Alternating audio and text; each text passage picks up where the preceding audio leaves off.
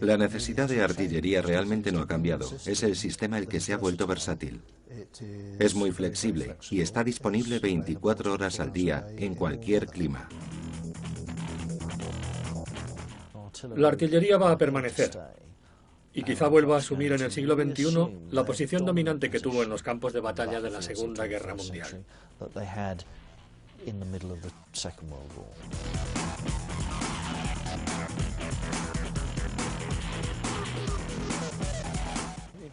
Era un arma terrible que utilizaron ambas partes y se la consideró como algo que nunca debía volver a usarse, por lo que fue prohibida por la Convención de Ginebra y no ha sido empleada por fuerzas convencionales desde entonces, exceptuando, creo, a Saddam Hussein.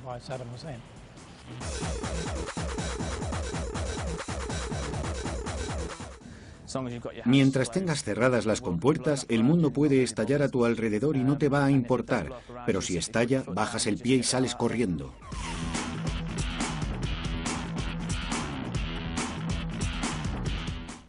Tenemos un ordenador de apoyo para el ordenador y un portátil para apoyar a ese ordenador. Pero si todos se quedan colgados, aún así debemos ser capaces de suministrar el apoyo artillero. Si la información que se recoge en ese momento es muy importante, puedes sacrificar el avión y dejar el blanco hasta el último minuto o incluso hasta que se le acabe el combustible.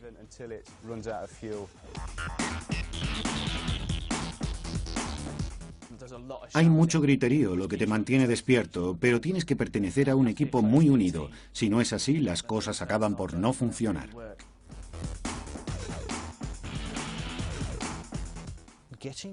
Equivocarse en la selección de blanco y alcanzar a civiles se está convirtiendo progresivamente en algo política y moralmente inaceptable. Llegó un momento en que estábamos en un duelo de baterías contra baterías, pero evidentemente le superábamos por profesionalismo. ¿Y qué ocurrió? Los aniquilamos. Armas de guerra del siglo XXI.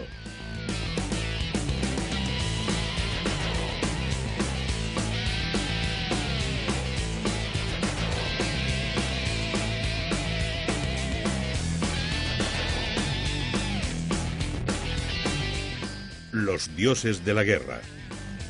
El poder de la artillería. La artillería existe desde hace siglos. Para Napoleón era el arma decisiva. Stalin la llamó el dios de la guerra. Pero ¿de dónde viene la artillería? ¿Dónde está ahora? ¿Y qué puede ofrecerle a la guerra del siglo XXI? Los rusos llamaban a la artillería el dios de la guerra. Y ese era un título usado por Stalin. Puede preguntarse por qué es tan importante la artillería en un campo de batalla. Debemos recordar que a lo largo de la historia y en particular en el siglo XX la artillería se lleva la parte del león en el reparto de bajas. Y me refiero a 2/3.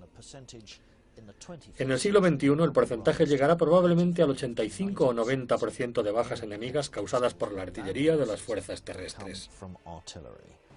Uno de los aspectos más interesantes del empleo masivo de la artillería, como por ejemplo durante la Primera Guerra Mundial, es su simple capacidad de aterrorizar. Uno de los peores efectos de ir a la guerra es que nunca estás a salvo de la artillería. Podían acurrucarse en sus trincheras y evitar a los francotiradores, pero no podían ocultarse de los obuses. La artillería es una cuestión de potencia de fuego, pero si pronunciamos esa palabra hoy en día, vemos imágenes de hombres en elegantes uniformes tras un cañón remolcado y utilizando un escobillón gigante para meter las balas en un cilindro que se dispara y luego se recarga. Si nos retrotraemos a la época de Napoleón, y desde luego al principio de la Primera Guerra Mundial, vemos un periodo de unos 100 años en los que la artillería estaba constituida por esos cañones con ruedas de radios, disparando contra un enemigo al que podían ver. Siempre había piezas de artillería en el frente con la infantería en y alrededor de sus posiciones, disparando hacia adelante. Esto daba a la infantería un estímulo moral debido al apoyo pesado que significaba. Siempre se sabía dónde estaba la línea de cañones enemiga, exactamente en el centro de su posición. Cuando disparaban una bala de cañón, lo hacían en general hacia adelante, es decir, con elevación cero en horizontal. Cuando salía la bala, golpeaba el suelo en el primer punto tangente, a 300 o 400 metros, y luego se deslizaba por él a ras del terreno.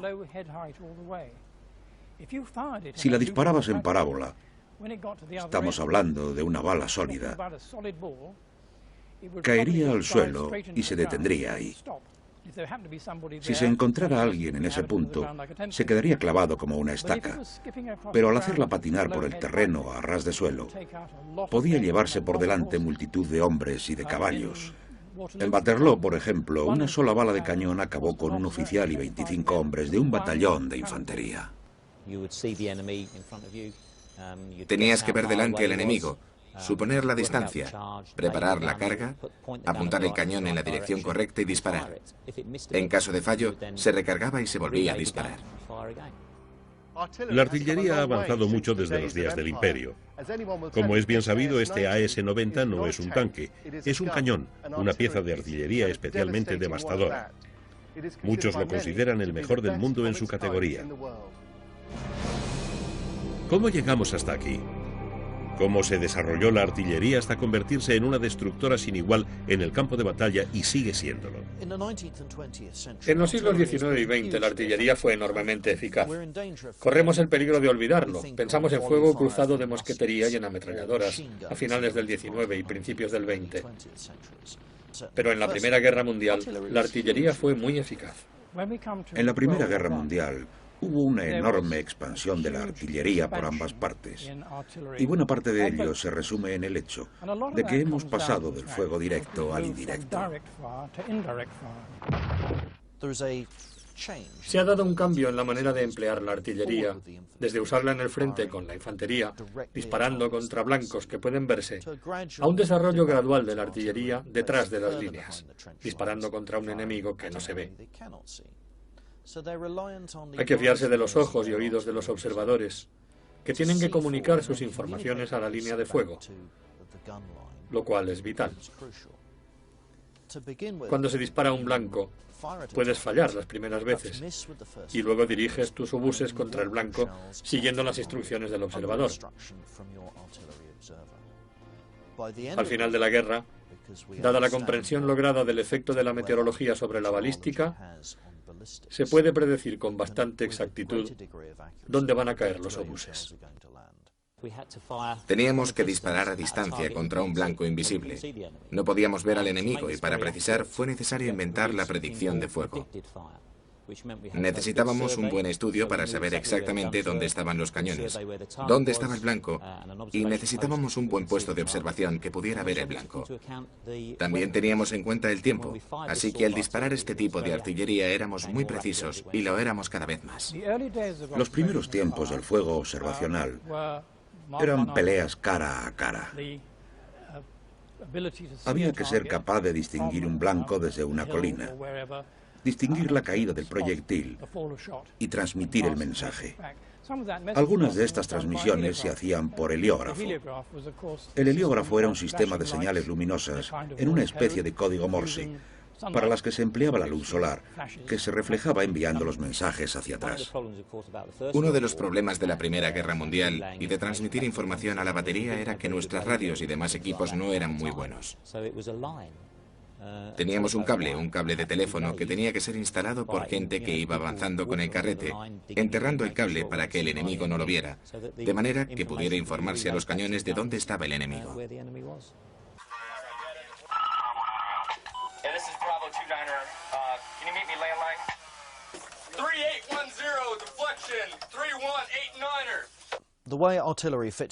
La adaptación de la artillería en un campo de batalla moderno es de una importancia vital debido a la amplia gama de actividades de mando, coordinación y control de fuego que debe desplegar un comandante. Tiene que basarse casi por completo en los ordenadores y por lo tanto debe integrarse totalmente con lo que llevan a cabo las demás armas y servicios en un espacio de batalla del siglo XXI.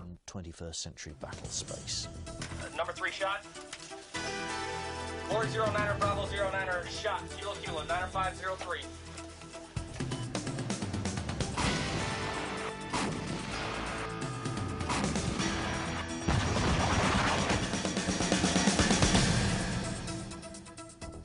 La artillería británica inauguró el siglo XX con el cañón de 12 libras, que disparaba un pequeño proyectil muy preciso. La Primera Guerra Mundial cambió los objetivos y los cañones pasaron de 8 pulgadas a los obuses de 16 pulgadas a medida que se exigía devastar una porción mayor de territorio. El obús era una mezcla de cañón y mortero. Tenía una trayectoria parabólica, aunque no subía tanto como el mortero, y también podía disparar en tiro tenso. El obús te daba ambas posibilidades. Era un arma muy útil, por lo que seguimos conservándola. Este es el AS-90, un obús autopropulsado que dispara proyectiles de 96 libras, dispara humo, alto explosivo y salvas de bengalas para iluminar la zona. El error más común es pensar que es un tanque, y de hecho se parece mucho a un tanque, pero la diferencia es que la principal misión del tanque es el fuego directo y en movimiento. El AS-90 y otras piezas de artillería disparan desde una posición estática y hacen fuego indirecto. Pero el AS-90 tiene capacidad para disparar fuego directo en misiones antitanque y para combinarse con el AGLS, un sistema balístico que dispara contra un blanco visible por elevación, no directamente.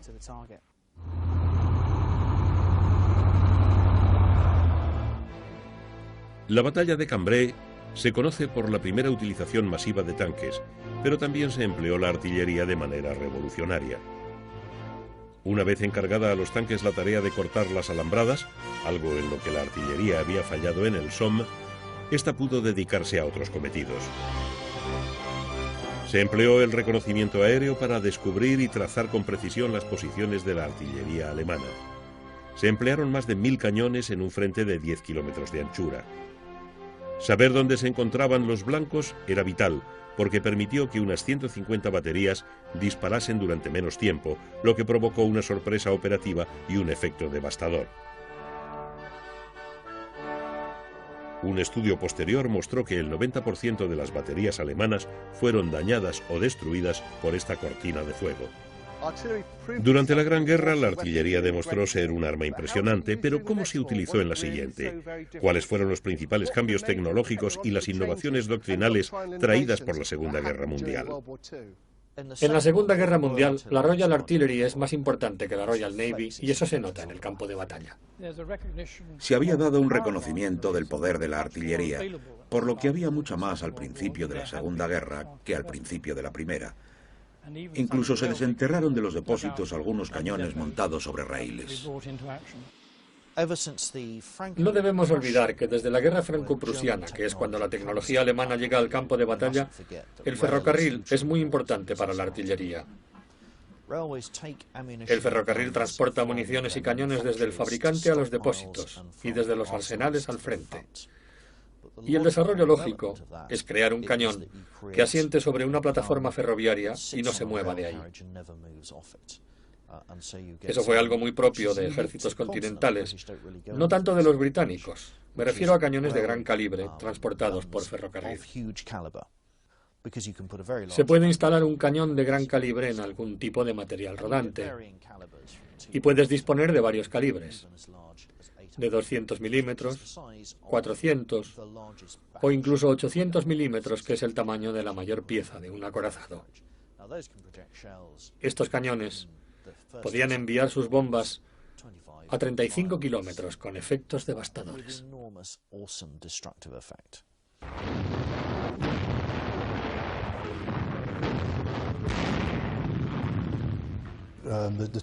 Aumentó la categoría y la naturaleza de la munición.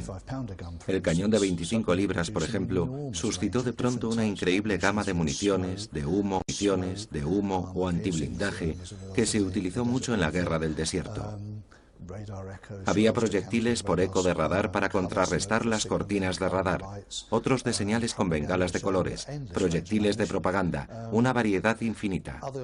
Otros, como el cañón de 5,5 pulgadas, disponían de una gama similar aunque menor, mientras que los cañones pesados se cargaban con alto explosivo. En cuanto a las espoletas, el avance significativo de la Segunda Guerra Mundial fue el invento de la espoleta guiada por radar y de la espoleta de proximidad, que era una espoleta combinada con un radar o un radiotransmisor de muy alta frecuencia, lo que le daba una sensibilidad que no tenía antes. Se disparan rutinariamente 300 salvas diarias, y esto no es excesivo. En algunos periodos de la Segunda Guerra Mundial, los cañones británicos podían disparar hasta 4.000 salvas diarias. De aquí se deduce la enorme cantidad de munición que se necesita y que debe transportarse hasta el frente y guardarse en depósitos adecuados. Para la Royal Artillery, la logística era una fuerza que podía habilitarles o no. Porque hasta que la artillería estuviera totalmente integrada en la cadena de suministros y dispusiera de la cantidad adecuada de munición, del calibre adecuado, en el lugar y en el tiempo adecuados, no podían llevar a cabo sus misiones de la manera deseada.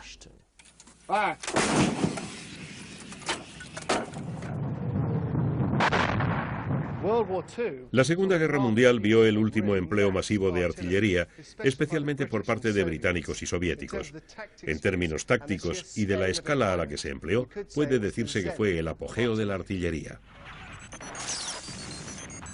El cañón de 25 libras es sinónimo de artillería británica, pues actuó en todos los teatros de la guerra, desde Noruega hasta Birmania. El 25 libras fue uno de los primeros diseñados como cañón y obús, combinando las mejores características de ambos tipos de armas. Podía disparar proyectiles por elevación, como los obuses y los cañones de la artillería clásica, pero su gran velocidad le permitía también disparar en tiro tenso.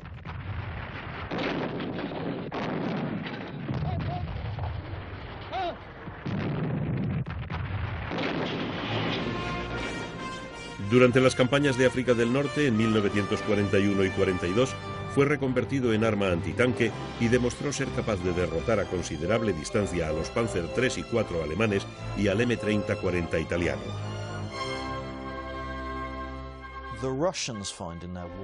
Los rusos se dieron cuenta de que el empleo masivo de la artillería era el factor decisivo en el campo de batalla. No son los hombres ni los tanques, es la artillería. La artillería destruye al adversario, pero también puede aplastar su moral. De modo que sin un herido ni un muerto, su eficacia de combate se derrumba. Puedes salir corriendo de un campo de batalla porque te has encontrado bajo un tiro de cortina y has visto el efecto que provocaba en los que te rodean. El efecto psicológico de la artillería es uno de los principales factores en el derrumbe de la voluntad de lucha. Y es lo que la mayoría de los veteranos más recuerda. Es el hecho de que puede ser destrozado y no sabes cuándo llega.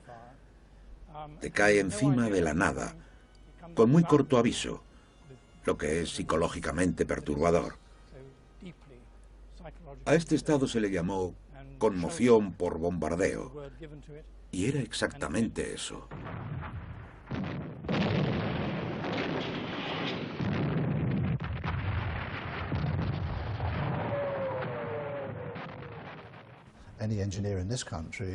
Cualquier ingeniero de este país se echaría a llorar viendo algunos de los mecanismos de los cañones rusos.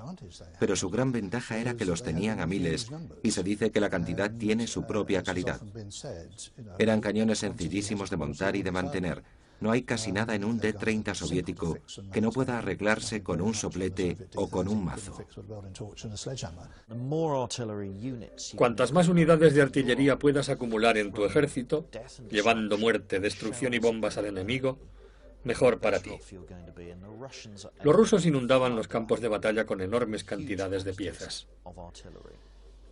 Y estamos pensando en artillería tubular, un cilindro que dispara un proyectil, y en la artillería de cohetes, desarrollada por primera vez por los rusos en la Segunda Guerra Mundial.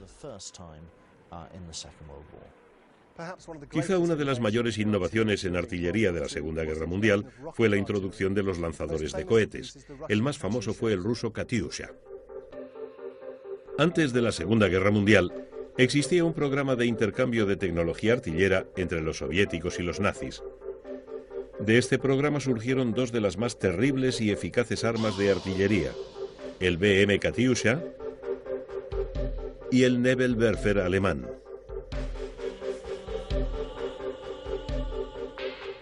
El Katyusha era un camión con una rampa encima que podía disparar 24 descargas de 132 milímetros.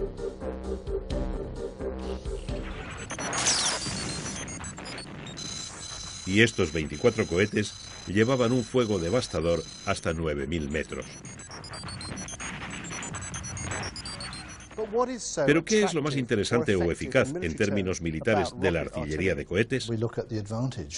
Si buscamos las ventajas de un sistema de cohetes, es muy fácil, es muy barato. Coges una caja, la pones encima de un camión viejo y con añadirle un par de mandos para poder girarla ya tienes un sistema de cohetes.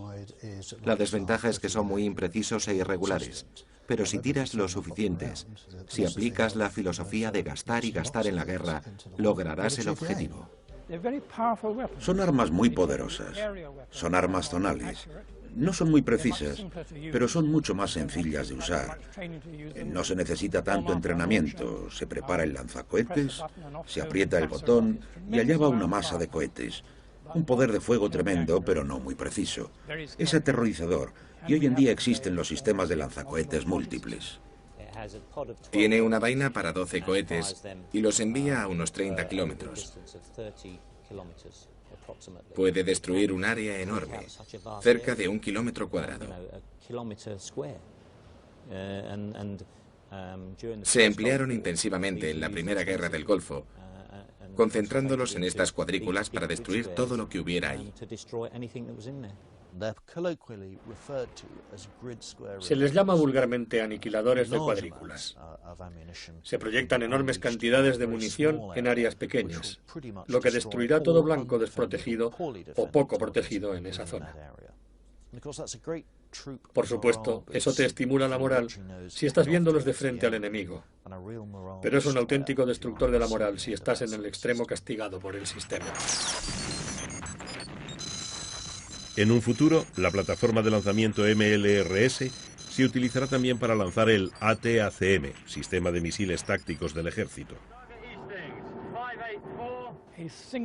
Un solo lanzacohetes MLRS puede disparar en un minuto tantas bombas como 3 baterías de cañones de 155 milímetros disparando a discreción. Estamos hablando de un arma extremadamente poderosa. Tiene sus desventajas. Produce una firma enorme. Cuando dispara se puede ver a kilómetros, de modo que es muy vulnerable en cuanto empieza. Así que en cuanto ha descargado, tiene que desaparecer rápidamente a por más munición y a esperar que se le vuelva a necesitar. Pero cada lanzacohetes es terriblemente poderoso y ahora se están desarrollando unas submuniciones nuevas también muy poderosas, especialmente las antiblindaje. Este es uno de los posibles caminos de la artillería, porque si es capaz de eliminar a los tanques antes de que lleguen al campo de batalla, eso sería el final del empleo de los tanques, tal y como los hemos conocido. En los años 70 y 80 los rusos siguieron desarrollando una artillería de cohetes más potente y eficaz. Su mejor carta fue el BM-22 Smurch, un sistema de cohetes autopropulsados de 220 milímetros con un alcance de 90 kilómetros. Pasarían casi 10 años antes de que los Estados Unidos y la OTAN respondieran con algo igual. Uno de los legados interesantes de la Segunda Guerra Mundial, que sigue dominando el pensamiento militar, es el de las bombas nazis V1 y V2, también llamadas armas de represalia. Ambas transportaban una cabeza explosiva de 1 tonelada. Estas armas son los antecesores directos de los misiles Cruise y de la generación Scud. Hoy las armas tipo Scud pueden tener un gran impacto psicológico o político, pero solo constituyen una amenaza seria si se combinan con armas químicas o biológicas. Con el retraso de Occidente en el desarrollo y empleo de artillería de cohetes, vino bien que la Guerra Fría nunca se calentara, pero la artillería tuvo otros usos significativos en otros conflictos de finales del siglo XX. La artillería fue muy importante en Vietnam, en donde una de las técnicas para someter al norte, en especial la zona desmilitarizada, era instalar bases de artillería, campamentos fortificados ocupados por el ejército y los marines americanos. Contenían una variedad de diferentes piezas de campaña, algunos blindados, pero eso no era lo más importante, y las tropas que podían dominar el área local recibían el apoyo artillero de la base.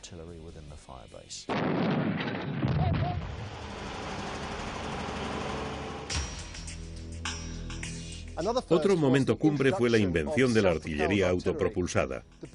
Los británicos lograron montar el 25 libras en 3 vehículos, el Priest, el Bishop y el Sexton, un 25 libras en un chasis de Sherman. El campo de batalla puede ser tan amplio hoy en día que puedes estar disparando a tal lugar y un minuto después a tal otro. Los cañones autopropulsados permiten cambiar de un blanco a otro y enviar gran cantidad de fuego artillero al nuevo blanco muy deprisa. A otros cañones les cuesta más maniobrar para tomar posición, pero en cuanto éste la toma, puede disparar a cualquier blanco a su alrededor. El ejército ha llegado a un equilibrio basado en el estado del mundo actual. Se necesita ser flexible para poder operar en multitud de entornos diferentes. El AS-90 era perfecto para lo que teníamos que hacer en la Guerra del Golfo: pararse y destruir amplias zonas, grandes blancos.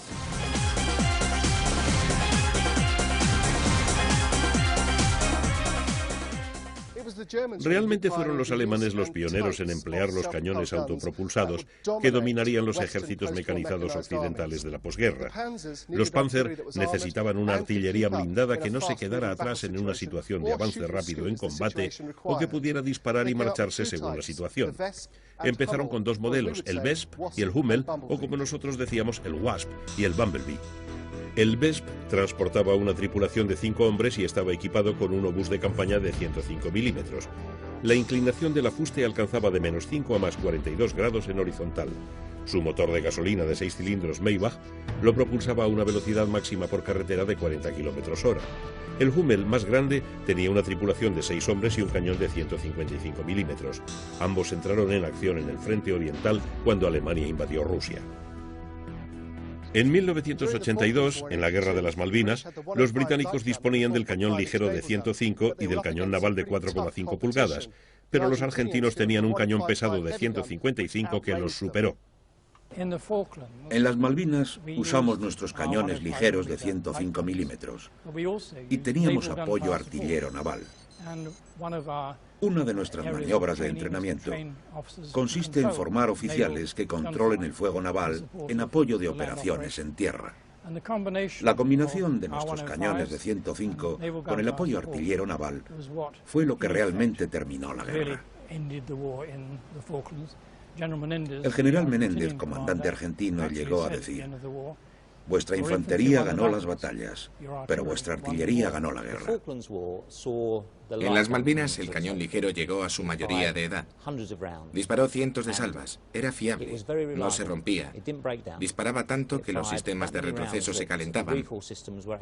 Pero era tan eficaz y fiable que seguía disparando. Otros cañones se hubieran estropeado por calentarse el aceite o los muelles. Pero aquí los mecanismos de cierre eran muy eficaces y fiables. La tropa estaba encantada porque permitía ver alrededor. Podían moverse por donde querían. Era lo que yo llamo un cañón amistoso para el usuario. Cañón ligero es cualquier cañón que pueda ponerse bajo un helicóptero, llevarse a lugares de acceso muy difícil, rápido para entrar en acción, con gran velocidad de fuego, que pueda disparar en ángulos muy agudos para poder atacar las zonas montañosas. Después se recoge y se transporta rápidamente. La ventaja logística de un cañón ligero es que es pequeño y no hace falta más de un vehículo para remolcarlo. También la munición es más pequeña, por lo que es más fácil de transportar en grandes cantidades. En otros teatros de operaciones como Afganistán, el AS-90 no puede rodear una cumbre y dar en el blanco, por lo que necesitas un cañón ligero que puede transportarse por aire y moverse con más facilidad. En 1982 también se recoge otro uso revolucionario de la artillería. Los israelíes usaron vehículos por control remoto contra los sirios. Disponían de monitores de televisión que transmitían las imágenes para dar lugar a la inmediata respuesta artillera en situaciones ofensivas y defensivas. En el pasado, la tecnología no permitía destruir un enemigo casi a voluntad con semejante grado de precisión en el espacio y en el tiempo. En el futuro, la artillería lo logrará. De hecho, ha empezado ya con el ojo en el cielo. La capacidad para observar mediante un vehículo aéreo no tripulado será crucial para cualquier ejército en el futuro. Ahora hacemos volar vehículos aéreos de observación con cámaras térmicas que pueden distinguir blancos en la niebla y en la oscuridad y transmitir la información en tiempo real a las baterías. También podemos usarlos para volver a comprobar el resultado, para saber si hemos logrado el efecto que deseábamos, lo que denominamos evaluación de daños de combate. Otra cosa para la que Phoenix es muy bueno, porque podemos volar en tiempo real y ver qué efecto hemos logrado, y si necesitamos volver para seguir atacando y conseguir nuestro objetivo.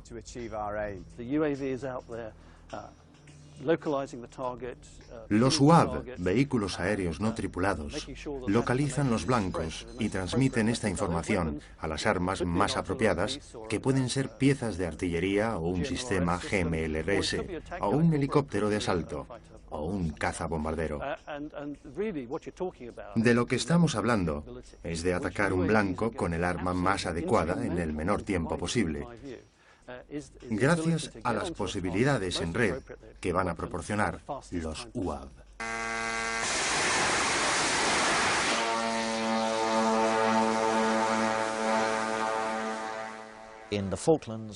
En las Malvinas, en 1982, y en Irak, en 2003, también tuvimos fuego naval de apoyo, es decir, buques disparando hacia tierra, apoyando operaciones terrestres.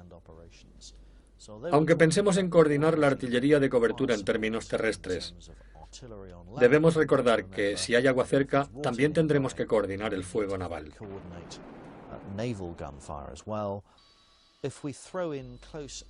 Si a esto añadimos la cobertura aérea de las fuerzas aéreas que apoyan las operaciones terrestres, el oficial coordinador del siglo XXI tiene que organizar la artillería terrestre, la naval y la del aire, y eso se vuelve muy complicado.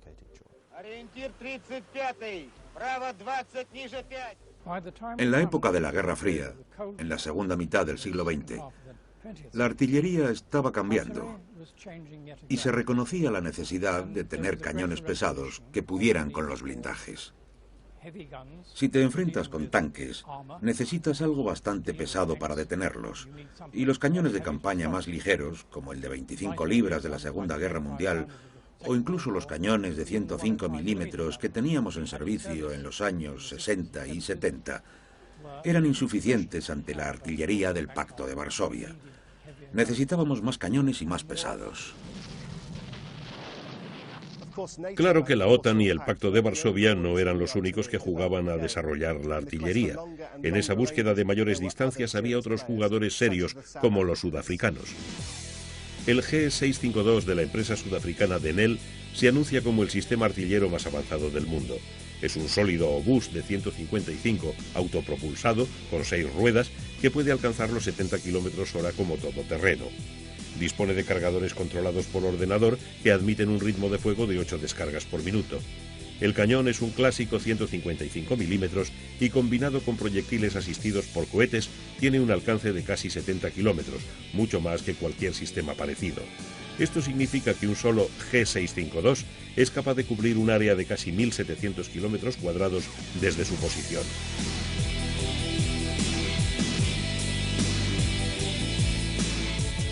BAE Systems ha diseñado un obús de campaña ultraligero, el M777. Pesa la mitad que un cañón normal de 155 milímetros y solo una fracción de lo que pesa un autopropulsado blindado, por lo que puede ser fácilmente transportado por un helicóptero o remolcado. Su alcance máximo es de 30 kilómetros con munición estándar, pero su futuro pasa por adaptarlo al Excalibur de la Armada con descargas dirigidas por GPS. El M777 será capaz de disparar 5 salvas por minuto a una distancia de 40 kilómetros y con una precisión de 10 metros.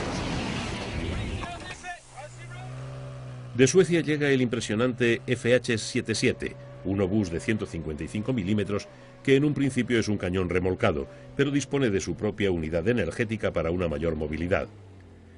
Tiene un alcance de más de 40 kilómetros y cargadores totalmente automáticos que consiguen un ritmo de fuego de más de 9 descargas por minuto. Aún más, el cañón se integra con un todoterreno 6x6.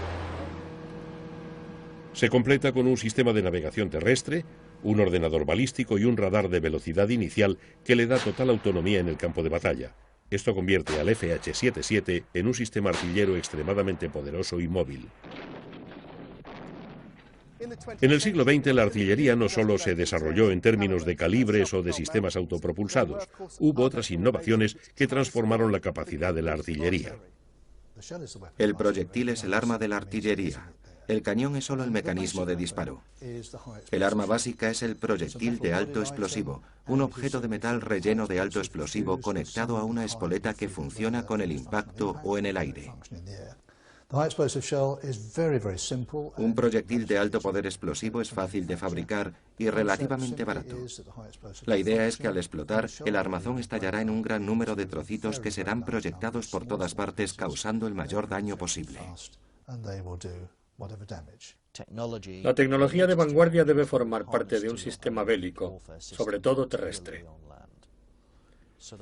Cuanto más precisa sea la artillería, más económica resultará en términos de munición, porque se necesitará menos para cumplir con la misma tarea. Además, una vez que se logra que la munición alcance el lugar adecuado, tiene que provocar el máximo daño con la mínima inversión. Por eso de entrada usamos shrapnels, en otras palabras, un cartucho de artillería que contiene balas de shrapnel. Lo inventó el comandante y luego general de división Henry Shrapnel. Es una bomba rellena de balas de mosquete. Lo que hizo fue incrustar las balas de mosquete en la pólvora del proyectil, lo que aumenta la metralla que se extiende por el área de impacto. O sea, trasladó el poder de la fusilería a la zona de blanco sin poner a los fusileros en peligro. Las bombas o las submuniciones funcionan rellenando el proyectil con recipientes explosivos. En determinado punto de su trayectoria, el proyectil detonará y las submuniciones caerán. Pueden incluso llevar un pequeño paracaídas y tienen muchas funciones. Pueden destruir tanques, si caen en un tanque lo destruirán, o pueden caer al suelo y destruir tropas terrestres. En el futuro intentaremos extender el alcance ante todo de los cañones ligeros. Quizá podamos ampliarlo en unos 20 kilómetros, y para el AS-90 unos 30 o 40 kilómetros. En cuanto a los MLRS, combinados con el sistema ATACMS, puede que logremos llevarlo a unos 300 kilómetros. A medida que la artillería progresaba, enviando municiones cada vez más lejos, la precisión se convertía en el elemento crítico. Hoy, el elemento crucial de un sistema artillero es la precisión. Estar seguro de saber exactamente dónde va a caer el tiro y si va a afectar a civiles inocentes o a tropas aliadas. La artillería debe cargar con la pesada responsabilidad de ofrecer soluciones rápidas y económicas a lo que denominamos bajas ligeras, y especialmente ligeras en términos de bajas civiles. Puedes disparar 100 salvas al mismo blanco o a la misma cota, con la misma información, pero no todas caerán en el mismo sitio. Existe algo llamado la dispersión del cañón, con una forma curiosa. No se puede garantizar que la bomba caiga siempre exactamente en el mismo punto. Así que no es bueno disparar a un enemigo demasiado próximo a civiles. Uno espera que el futuro traiga municiones guiadas, que serán muy caras, pero mucho más eficaces y seguras. No solo para los civiles, sino para nuestras propias tropas y las de nuestros aliados.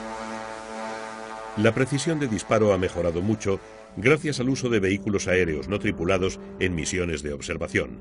Antiguamente, eso era mucho más arriesgado.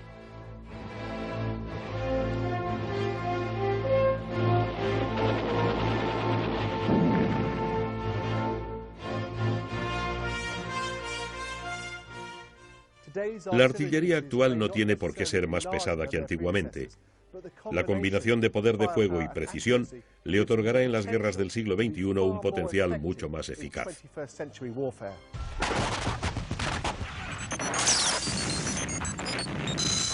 El AS-90 británico no solo tiene un excelente diseño, de hecho fue diseñado por la propia tropa, sino que según los expertos será uno de los sistemas interconectados del campo de batalla digital.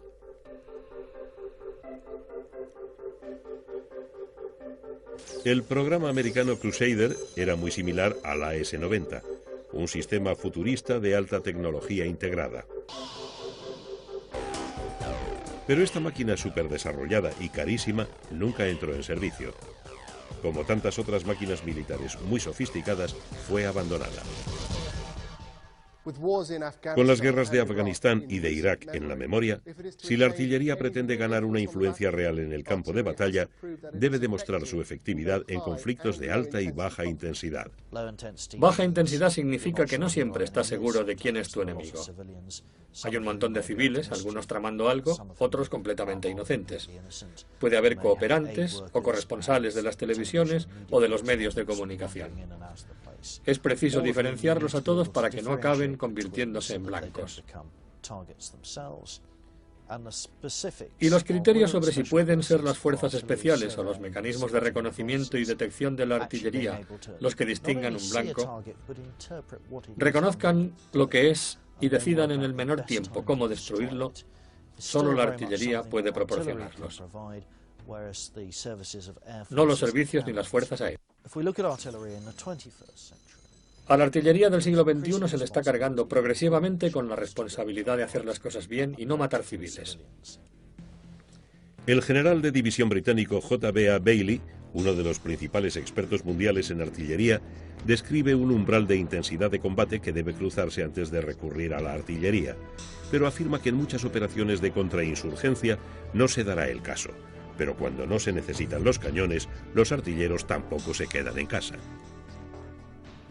Los artilleros también pueden emplearse como infantería, convirtiendo los regimientos de artillería en batallones de infantería, cuando no es necesario el poder de fuego de los cañones. Agarramos nuestros fusiles y pasamos a la infantería. Desde los primeros días de la artillería hemos presenciado saltos tecnológicos gigantescos en la forma de disparar la munición. Pero ¿cuáles son las armas más letales del siglo XXI? El último proyectil que estamos usando en el Reino Unido es un cartucho de submuniciones. Deja caer una de ellas. Bueno, en realidad 49 pequeñitas, diseñadas como antipersonas y antiblindaje. Se dispara desde el aire y explota a unos centenares de metros del suelo, desparramándose por la zona y funcionando por impacto. Al contrario de anteriores versiones que al caer en arena blanda o cosas así nos daban un alto porcentaje de fallos, estas llevan un sistema de autodestrucción. De modo que si transcurren 15 segundos desde que abandona el proyectil y no hay impacto, o si se ha atascado, simplemente se autodestruirá. Los principales cartuchos que usamos son los L-20, con submunición. Contienen básicamente 64 minas antipersona y 46 minas antiblindaje. Imagine, si tenemos 8 cañones en nuestra batería disparando a un blanco concreto, haciendo 10 descargas simultáneas, me refiero a 10 por cañón, tendremos 80 descargas de proyectiles con bombas cayendo en la misma zona, lo cual es suficiente para desmoralizar a cualquiera. Dentro de la submunición, la función antiblindaje se concentra en un cono de cobre rodeado de explosivo. El explosivo, al funcionar, hunde el cono hacia afuera, aplastándolo y acelerándolo, convirtiéndolo en un sólido proyectil de metal, que a esa enorme velocidad tendrá tal potencia de penetración que atravesará un blindaje ligero con toda facilidad. Hoy en día la munición son las submuniciones, las pequeñas minas, y en el futuro serán las municiones guiadas. En un futuro, las plataformas de lanzamiento MLRS se utilizarán también para el sistema de misiles tácticos del ejército. Estas municiones son especiales porque alcanzan de 165 a 300 kilómetros. Disponen de múltiples cabezas y de submuniciones antiblindaje y antipersona. El MRLS sigue desarrollándose para incluir cabezas de detonación retardada para la penetración en edificios y la destrucción de búnkers. Bofus Andjiyat ha desarrollado un sistema de munición muy futurista, el 155 Bonus. Parece un proyectil estándar de 155, pero después de ser disparado, el cartucho lanza dos submuniciones que buscarán blancos individualizados. El elemento clave del sistema es el detector de blancos por rastreo de infrarrojos y calor producido por BAE Systems. La tentación en el futuro es permanecer en el camino del campo de batalla digitalizado y asumir que los ordenadores siempre funcionarán. Es un poco como la Escuela de la Guerra del Futuro de Tom Clancy, en la que la tecnología siempre da con la solución y siempre funciona. Nuestros soldados están muy entrenados y necesitan mucho entrenamiento y muchas oportunidades de entrenarse para mantenerse al día de la tecnología moderna.